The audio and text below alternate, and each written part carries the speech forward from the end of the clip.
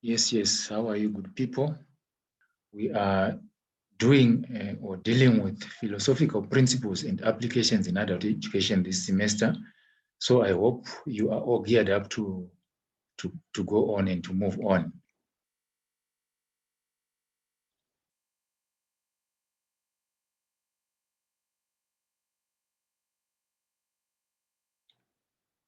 So what are we talking about? What are we referring to when we say philosophy, and especially related to adult education? What is it all about? What do you understand when you hear the word philosophy? I've sometimes said people get threatened. People chicken out when they hear the word philosophy. They think it's something very complicated or very difficult. But for your sake, as scholars, you must understand the background or the roots or the important ideas that inform your discipline. So if you try to run away from this field or from philosophy of adult education and you say you are an adult educator, then you have problems and challenges all the way throughout. So it's better to understand the basics uh, as you begin your journey as an adult educator or as a trainer. You must understand the principles or ideas that inform your practice, the theories that underlie your practice. So we are going to discuss all of that in this module of philosophy. Right, from what you can see on the screen, philosophy is a unique discipline unlike other fields. How unique? What makes it unique?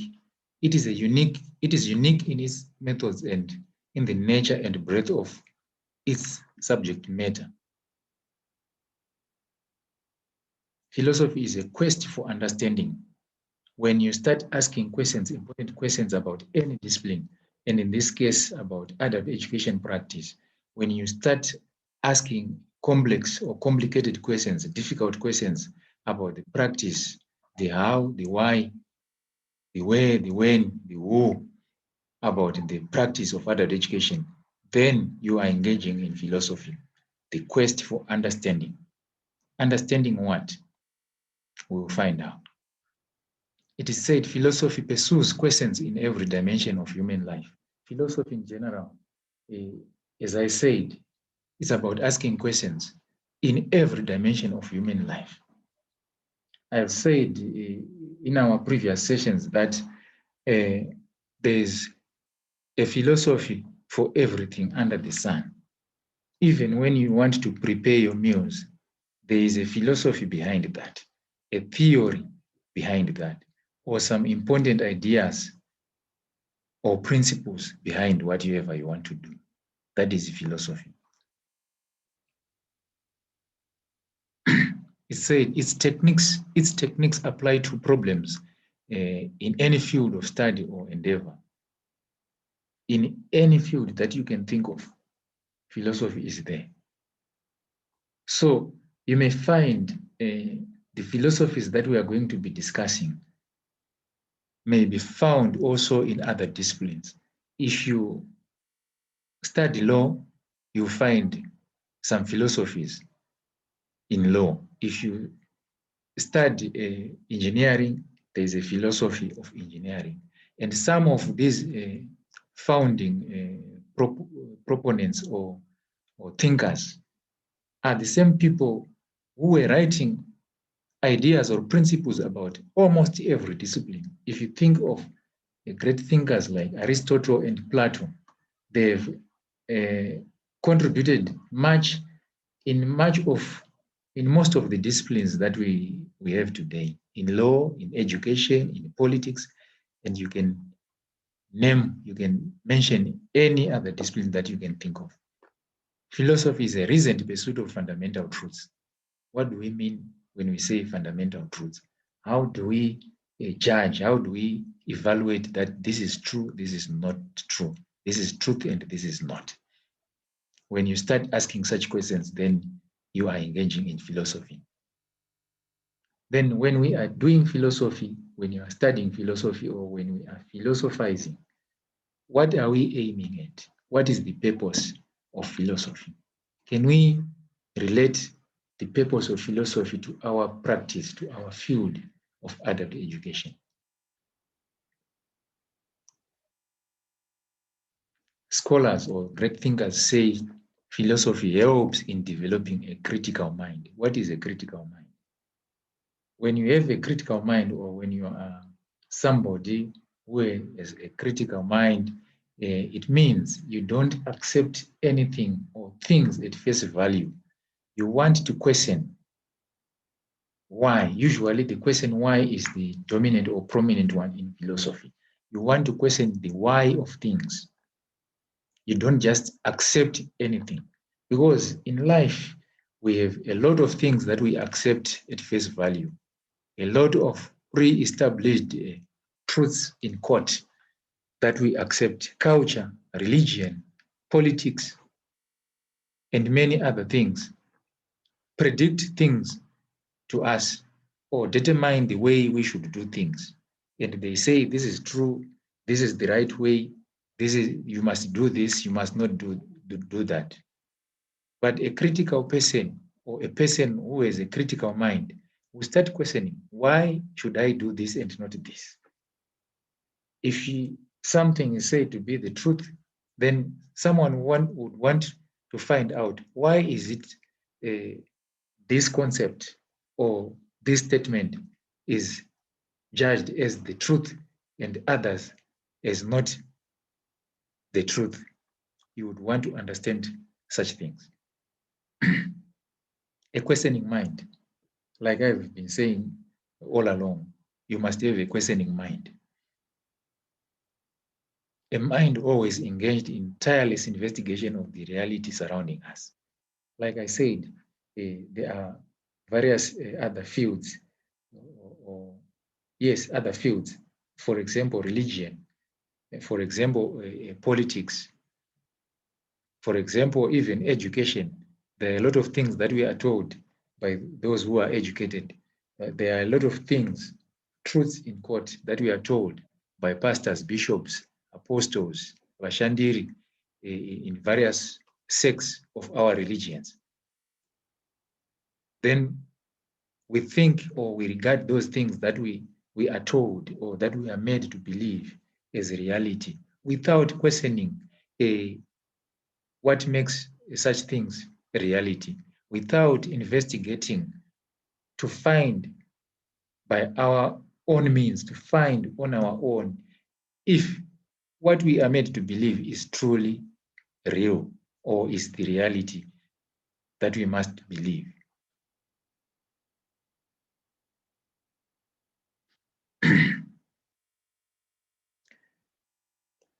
It said philosophy develops openness of mind. Someone who has studied or who is studying philosophy must have an open mind. What do we mean when we say an open mind? A mind that is open to other ideas, a mind that is open to criticism.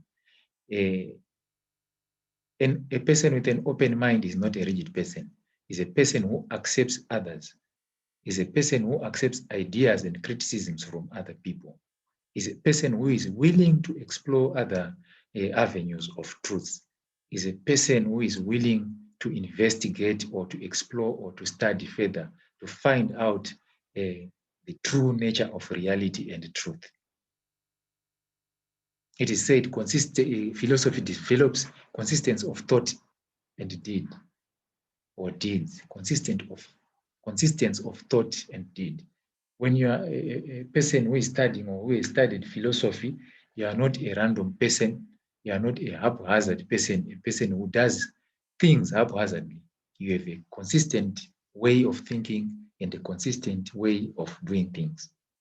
If you are a scholar or an academic, you have a consistent way of projecting your ideas and a consistent way of presenting your ideas. Things are not done haphazardly. Even when writing assignments, you must be consistent in the way you write your assignments. He said philosophy develops courage. What is courage? Being courageous, daring to ask searching questions, daring to ask complex or difficult questions about things that most people take for granted.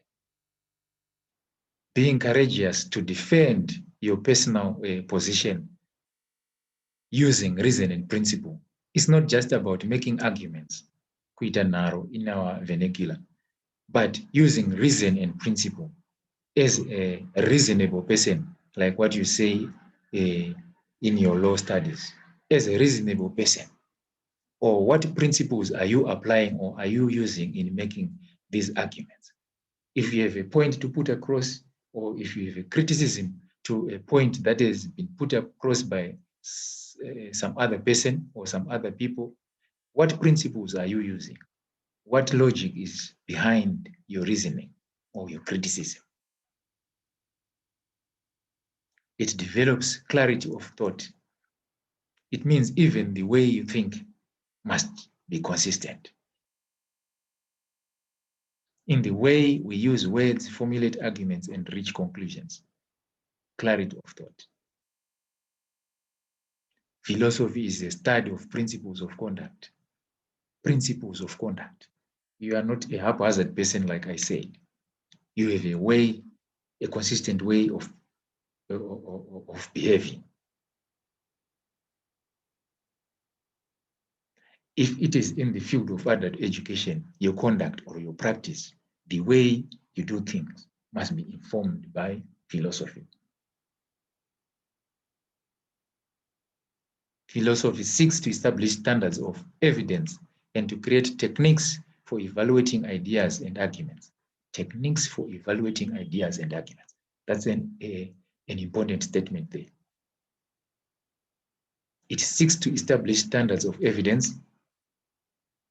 If you are going to be making arguments, for example, in your writings, in your assignments, you are presenting arguments. Do you have a way of presenting your evidence? Is there a standard of presenting your evidence? That's why some of us are very particular about the way you reference and cite your sources in your text, because there must be a standard of presenting your evidence. And to create techniques for evaluating ideas and arguments. Things are not haphazard. There must be a technique that is informed by philosophy. So we are talking about evaluation. You are writing assignments. You are going to be writing examinations. There must be a standard set for such activities. This standard must be informed by philosophy. We do not do things just out of our whims. Everything must be informed by a philosophy. Wherever you are in an organizational setting, at an institution, at an educational institution, every activity or the practice must be informed by philosophy.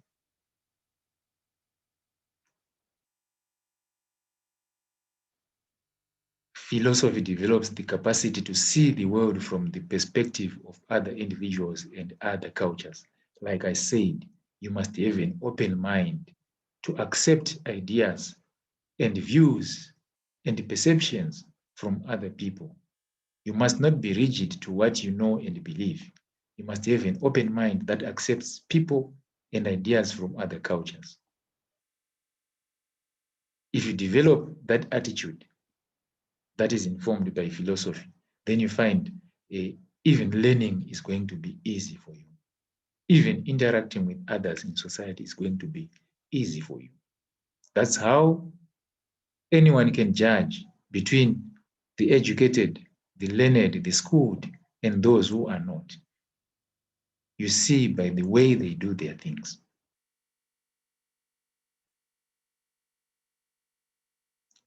Philosophy enhances one's ability to perceive the relationships among the various fields of study.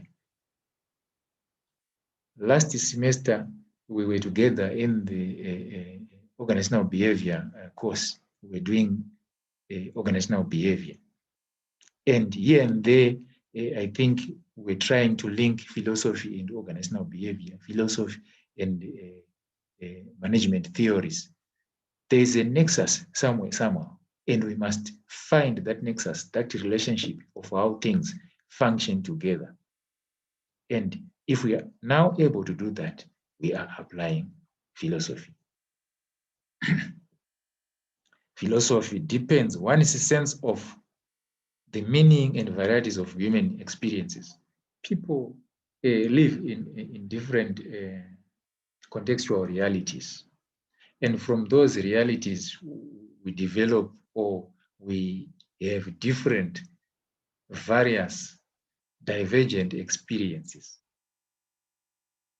So all these experiences put together must give you some sense of meaning, right? We are not the same. We are coming from different backgrounds. The people in the world are not the same. We have different cultures, different belief systems.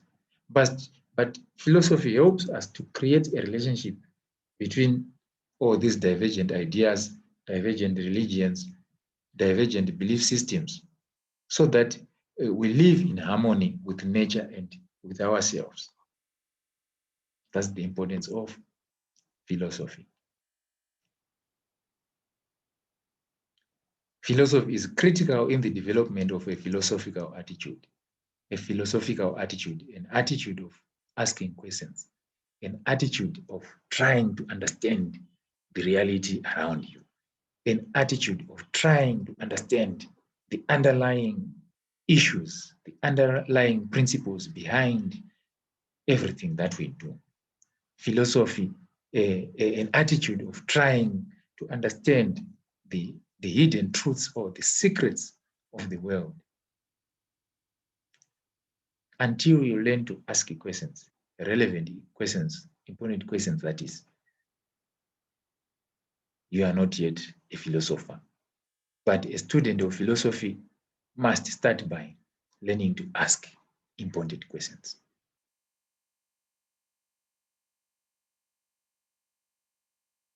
Philosophy helps to develop tolerance for others.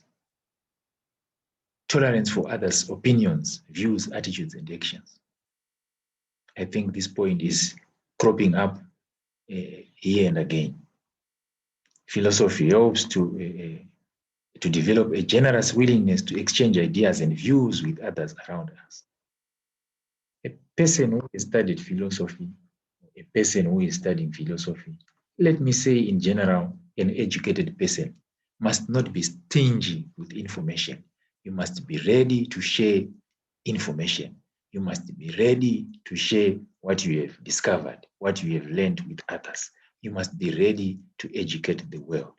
So, in your field, as adult educators, philosophy becomes very handy, very useful, very relevant.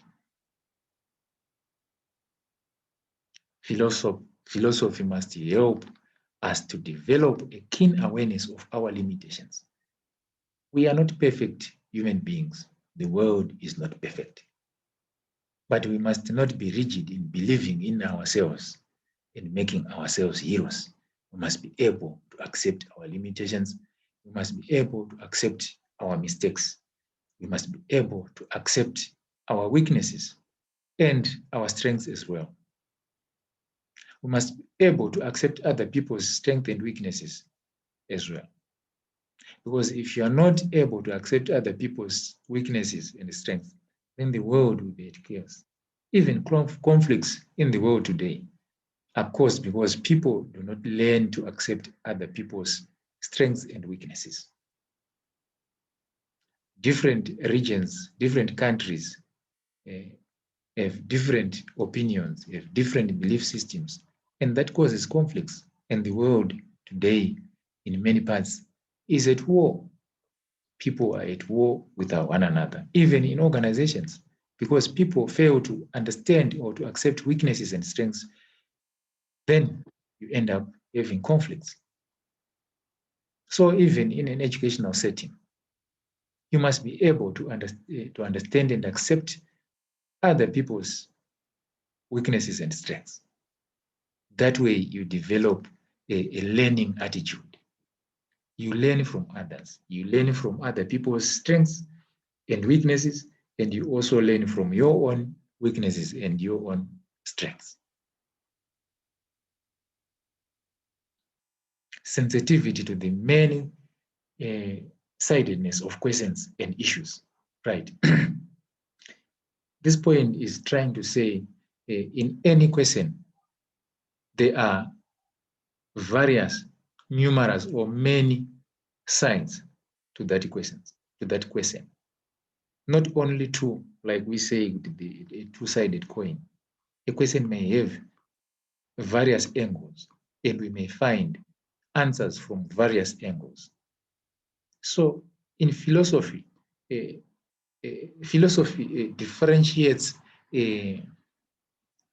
us from natural sciences or from mathematics, because 1 + 1 is equals to 2 in mathematics. But a philosopher would want to understand why that is like that.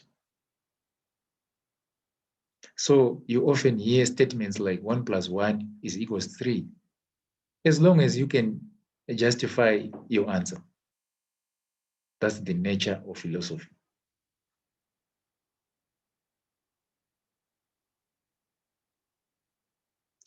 Philosophy seeks to always ask the question why, and the why of things always takes precedence over the what and the how. I have said earlier on, the why question is the most dominant question when you are studying philosophy, or when you are philosophizing or applying philosophical principles. You must always ask why.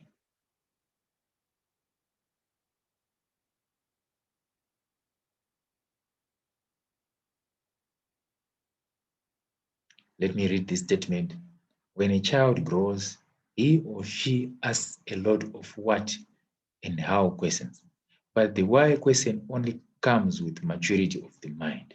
It reflects the ability to reason and think beyond the ordinary. Right?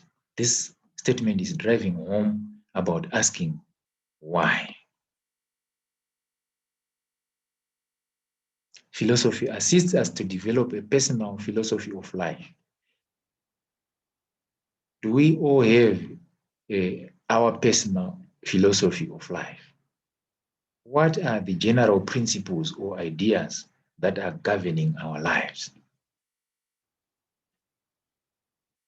Are we random people, haphazard people?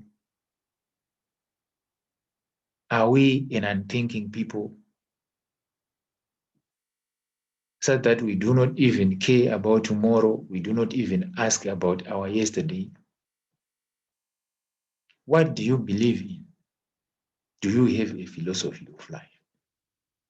A philosophy which guides both thought and action and makes sure they are coherent.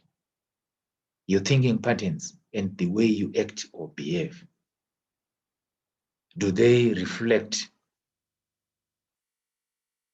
some general principle, some belief system, or some philosophy? Philosophy helps us to discover who we really are, thereby enabling us to gain greater control of our lives. Right, that is a straightforward point.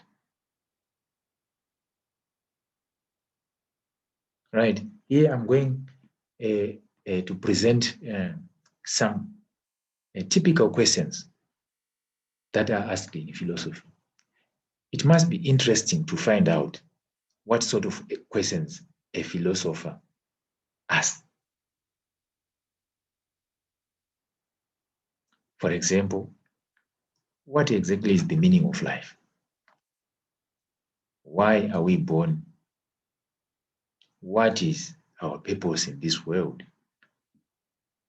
Have you ever came to a point where you ask yourself, what is the purpose of my existence in this world? Why was I born? Who are we and why have we been created? Where have we come from a religious perspective? Where have we come from?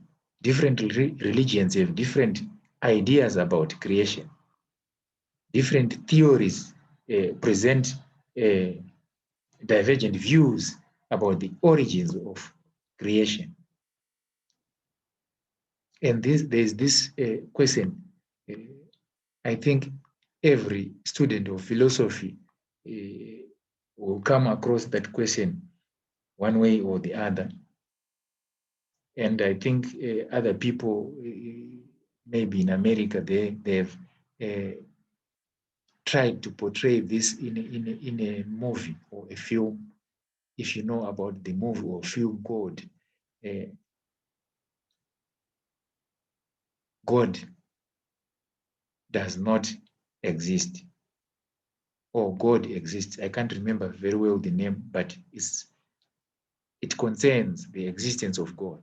People are asking, or were asking, does God exist? Right? From a religious perspective, we become timid, we become afraid to ask such questions. We often think we are now at the point of blaspheming God when we start asking if God exists or not. But for us to have a strong belief system and a strong faith, we must be able to ask that question and to find or generate answers that can even convince those who do not believe in the existence of God. But in general, does God exist? Somebody told me it's inadequate or insufficient, or it's an understatement to say that God exists, because we cannot bundle God together with his creation. He brought everything else that we see, that we know of, into existence. He created existence. So it might be correct to say God does not exist. And then someone who knows philosophy will come and ask, then what do you mean when you say exist? What is the meaning of existence or existing? What does the word exist mean? What is to exist? Then the question may be asked over and over again. Answers may be generated over and over again. And until we start asking such questions, we are not yet students of philosophy. Well, let me give you a convincing statement. Right? I tend to agree with the person who said we cannot bundle God together with his own creation. He is beyond existence. So exist or existing or existence is in our own vocabulary, in our own terms, but we cannot truly or adequately describe the existence of God, who created existence into existence. There is another typical example of philosophical questions. What is the purpose of our existence? What is the end of all things? Then, if we are told by our religious leaders about all these things, existence, the existence of God, the end of things, the beginning of things, and we tend to believe them at face value without discovering those truths by ourselves, then what are we doing? So it means if any Jack and Jill comes with his or her own ideas or belief systems, can be able to manipulate us. If politicians come with their beliefs, their ideas, principles, and truths, in quotes, they can be able to manipulate us because we do not ask pertinent questions, because we do not have the zeal to find about the nature of reality and truth by ourselves. We are just driven by the ideas of other people. Our actions are driven by other people. Other people think for us and we act.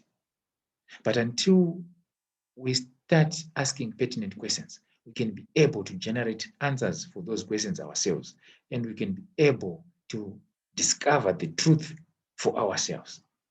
And we'll be able to act upon the reality that we have discovered ourselves.